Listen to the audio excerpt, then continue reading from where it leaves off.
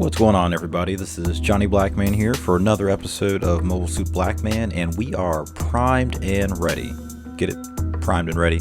We are primed and ready to talk about my custom high-grade Meteor unit. Custom meaning I have painted and decaled this kit. It's looking quite gorgeous, and I'm very satisfied with the build, so stay tuned for some details on my take on the project and what I did to get it looking so good.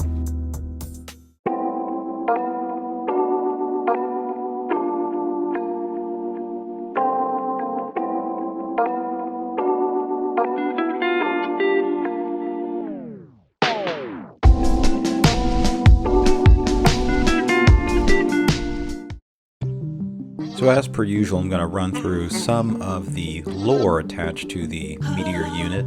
It is featured in Mobile Suit Gundam Seed, and first and foremost, the name Meteor stands for Mobile Suit Embedded Tactical Enforcer. This is a mobile armor not unlike the Dendrobium unit from Mobile Suit Gundam Stardust Memory. There are a total of 8 Meteor units according to the lore involved in Gundam Seed, and they are manufactured by Zaft.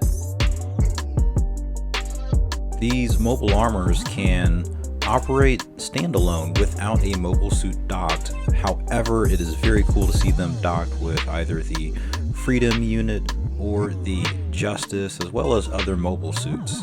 The Strike Freedom and Infinite Justice from Gundam Seed also make use of the Meteor unit, as well as a couple of mobile suits from Gundam Seed Astray.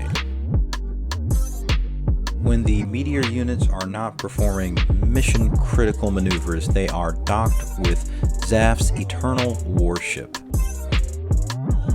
If you are looking to catch the Meteor units in action in the anime, they make a valiant appearance in the final battle. The Freedom Gundam does battle with the Providence Gundam. Unfortunately, the fin funnels of the Providence do much damage to the Freedom Gundam's Meteor unit. We also see the Justice Gundam use a Meteor unit as well in its final assault to prevent the Genesis from firing.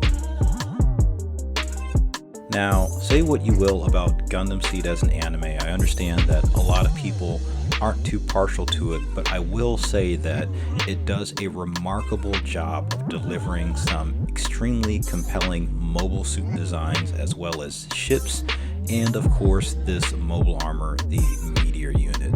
So many of the units and ships and characters are brightly colored and well designed. It's hard to at least not find a favorite mobile suit within the Gundam Seed universe. Now, with that being said, it is a bit disappointing to open up the kit and realize that, very similar to the Dendrobium, the high-grade Meteor unit comes molded mostly in white plastic, with the exception of the purple accented parts. Now, this does lend the kit to look anime accurate. However, it does not make the kit look very appealing on the shelf, out of box built just as it is. If you are not a fan of the out-of-box looks of the high-grade Meteor unit, Premium Bandai did offer up a limited version of the high-grade Meteor unit that molds some of the parts in gray rather than white, and also features a full sticker sheet of sticker-style decals for the Meteor unit.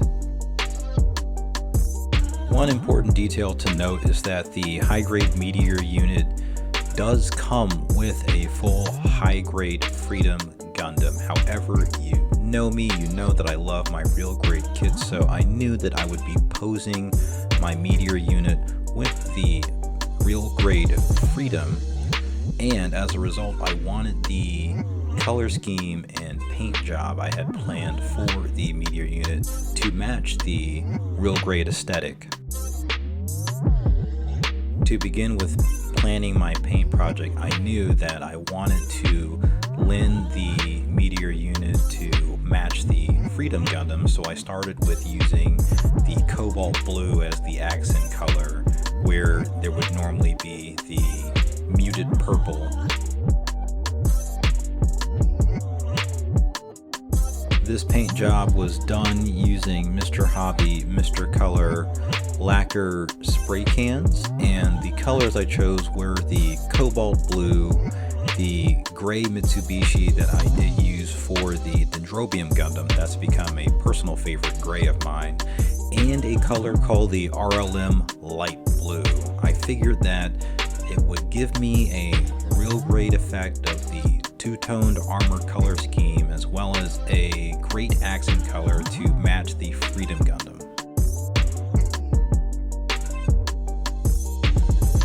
There are a few sections in the armor, namely the top section of German gray, as well as where the insides of the opening hatches for the missiles are done with masking and using a German gray to give them a darker color on the inside of those panels. The turbine sections were done using the Mr. Hobby, Mr. Color metallic shine silver, and the panel lining was done using the Tamiya accent panel liner, the dark gray, not the black.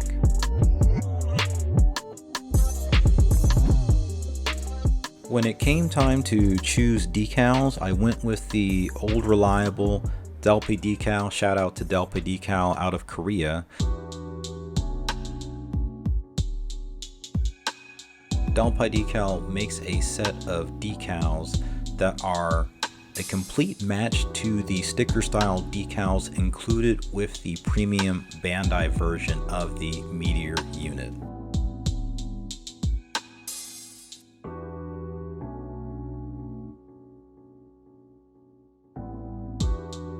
In general, this was a much more manageable paint project than the high-grade Dendrobium Orcus. There is plenty of opportunity for panel lining or choosing colors that you would prefer to change up and customize this kit.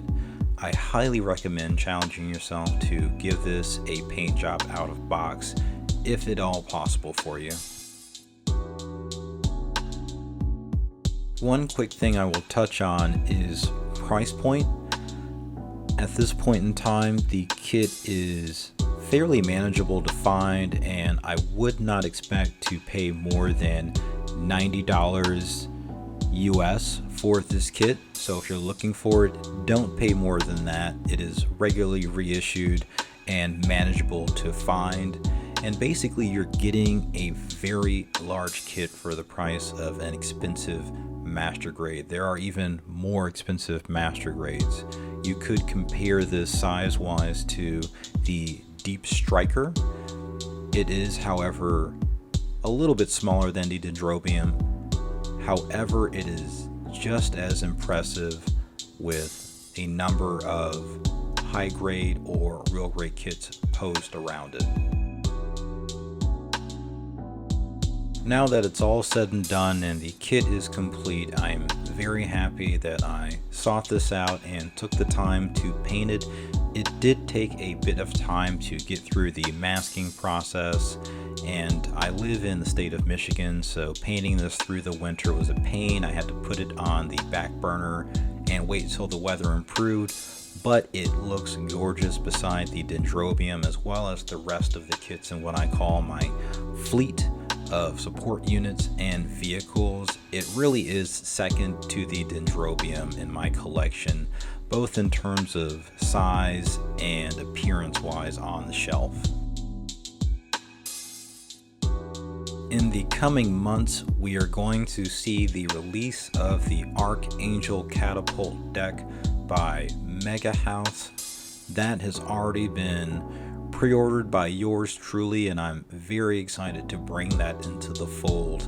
Posing the real grade seed kits with the Meteor unit and lastly the Archangel Catapult deck will really bring this part of my collection to life. it's hard to pass up these mobile armors and vehicles when you see them. So again, I'd highly recommend seeking this out if it's in your budget and within your means to paint.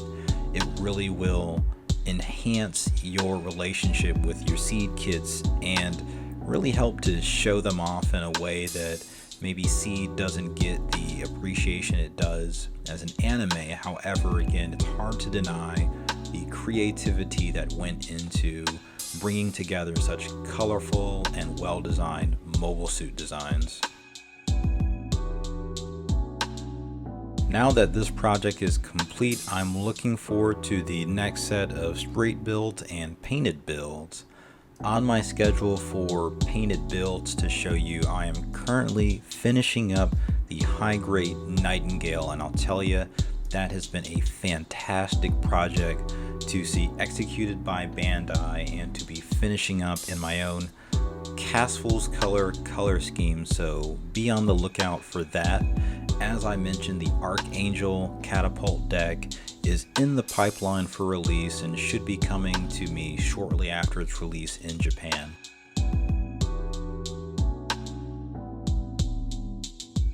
Also currently on my workbench is the 1/48th scale RX-78F00, aka the Yokohama Walking Gundam.